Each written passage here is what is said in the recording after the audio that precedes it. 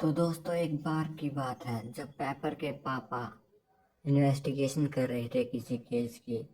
Investigation करते करते वो लोग एक फैक्ट्री में चले जाते हैं, जहाँ पे अचानक से उन पे दो विप से हमला हो जाता है और वो अचानक से घायल हो जाते हैं। और उधर टोनी अपना दूसरा कवच बना रहा था नया। रोडी बोलता है, तुम्हें दूसरे कवच की क्या जरूरत है, कभी नॉर्मल लोगों की तरह रात को आराम भी कर लिया करो। और बताता कि पेपर ने उसे बहुत सारे मिस कॉल किए रात को। तब वो कहता है, क्या मिस कॉल किए? तो वो चेक करता है, 47 कॉल्स और एसएमएस कर रखे हैं पेपर में। फिर वो दोनों स्कूल में चले जाते हैं, जहाँ पे पेपर मिलती है और उस हड़बड़ी में बताती है कि उसके डैड के साथ बहुत बुरा हुआ। लेकिन बात पूरी होने से पहले ही टोनी जीन के पीछे चला जाता है, कुछ काम से शायद। क्लासरूम में भी ऐसे ही मस्ती मजाक में अचानक से दो सीबीआई वाले आते हैं और पेपर को बुला के लेके जाते हैं। टोनी ये सुनने के लिए उसके पीछे जाता है कि हुआ क्या है। तब सीबीआई वाले बताते हैं कि उसके डैड को कल के किसी ने बहुत ही बुरी तरह से मारा और वो बहुत बुरी जख्मी हालत में है। तो इस पर उसके दोनों दोस्त भी वहाँ, उसके डैड ने पेपर को बताया कि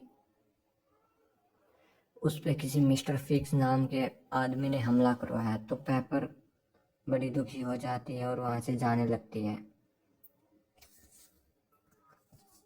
पेपर अपने पापा के डेटाबेस में मिस्टर फिक्स को ढूंढने लग जाते हैं, लेकिन मिस्टर फिक्स भी एक बहुत ही तगड़ा साइंटिस्ट है। उसे पता चल जाता है कि कोई उसकी जासूसी कर रहा है, तो उसे उठवाने के लिए अपने कुछ गुंडे भेजता है। लेकिन उन गुंडों के आते ही पेपर वहां से भाग जाती है।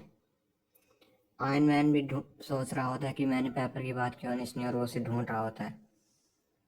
तभी पेपर का कॉल आता है कि वो मुसीबत में उसके पीछे कुछ लोग पड़ गए हैं, बस उसने मिस्टर फिक्स से सर्च किया था। तब रोडी सैटेलाइट से उसे बाहर उनसे बच निकलने का रास्ता बताता है। फिर मिस्टर फिक्स भी फ्लैश को भेजता है।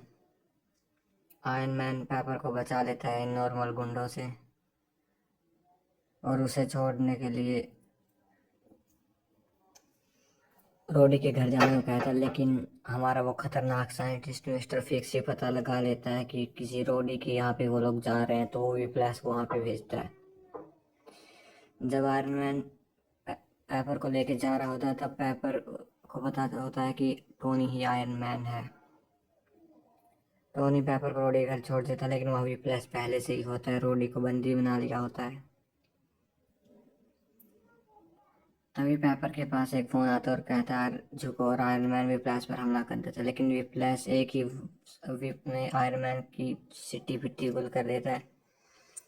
फिर भागम भाग चालू हो जाती है, जहाँ पे विप्लैश दोनों को बुरी तरह से कुत्ते की तरह भगाता है। रोडी थोड़ी देर के लिए टाइम बढ़ाता है। टोनी अपने कवच से भाग चुका होता है, अपने दूसरे नए कवच के साथ वहाँ पे आता है और विप्लैश से फाइट करता है।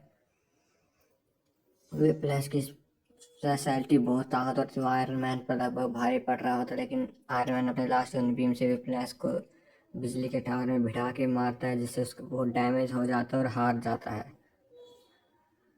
तो ये कहानी यहीं पे ख़त्म हो जाती है।